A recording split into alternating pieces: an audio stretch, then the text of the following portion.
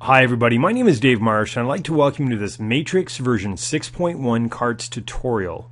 Now before I begin, I'd like to mention that because each MLS has slightly different requirements, the system that we'll be using during this tutorial may differ slightly from the one that you're currently working with. Nevertheless, the functionality is the same, and for the most part, whatever you see during this tutorial, you'll easily recognize in your own system. Now I'm going to take for granted that everyone knows how to log into Matrix, so we'll start by inserting our user ID and our password, then click Login to begin. Okay, so the first thing I'd like to draw your attention to is one of the widgets on the home page called My Carts. And this is essentially a repository for all your recently used carts. Now we're going to take a closer look at that shortly, but for now, I'd just like to make you aware of it. Okay, so let's begin the carts tutorial by creating a search. And again, for anyone who may be unsure of how I pre-populated my search criteria, I encourage you to watch the Matrix search tutorial. In the meantime, let's assume I have 3 clients, each looking for active, single-family, residential properties for sale in the Fairfield area for between $200,000 and $300,000 with 3+ bedrooms and 2+ bathrooms. So we can see with our search criteria that we currently have 297 matches.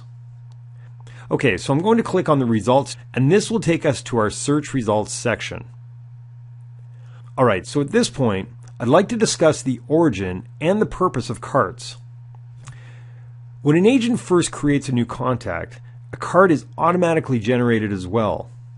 And these client carts are essentially used to help organize listings from any number of searches into one convenient location for the agent. In a nutshell, think of carts as an internal workspace that allows you to add listings from any result set. Let's demonstrate this by selecting 3 of these listings for my client, Mr. Weiser, and begin by adding them to his cart. And we'll do this by clicking the Cart tab on the button bar, then choosing Mr. Weiser from the drop-down list. And in this particular case, you can see that Bud currently has no listings in his cart. Alright, so once your client is selected, simply click Add to Cart, and what you'll immediately notice is the 3 selected listings have now been added to Mr. Weiser's cart. So again, from the button bar, let's now click on View to take a look at the listings inside Bud's cart.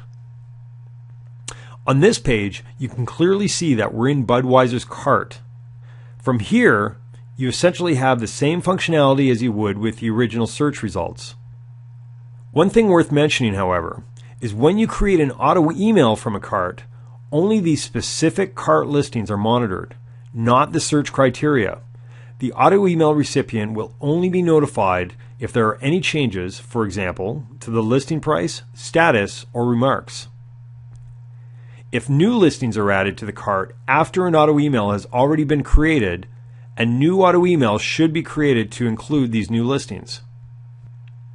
Okay, so let's cancel out of this and click on Original Results to return to our initial results set. Now let's add listings to a cart for another client, Mr. Maddock.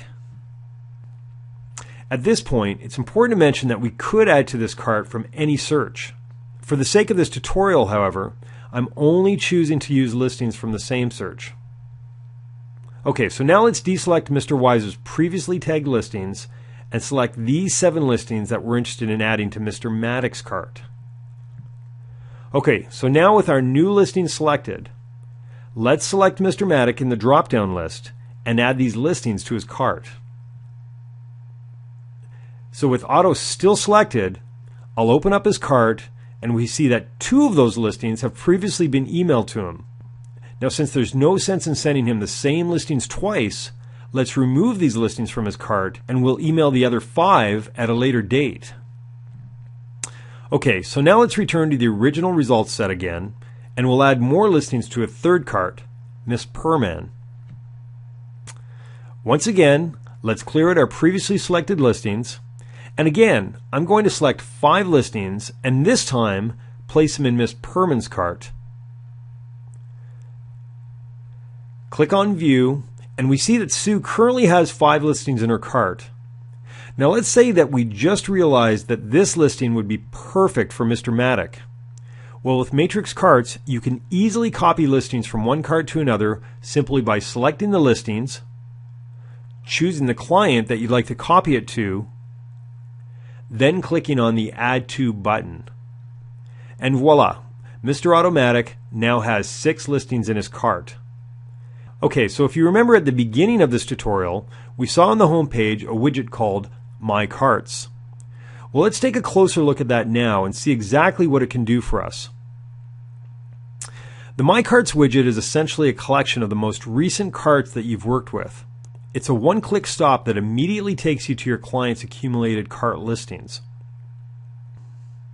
In addition to the client button bar and the homepage widget, a third way of viewing client carts is by navigating to My Matrix, clicking on Contacts, and finally, clicking on the number in the carts column.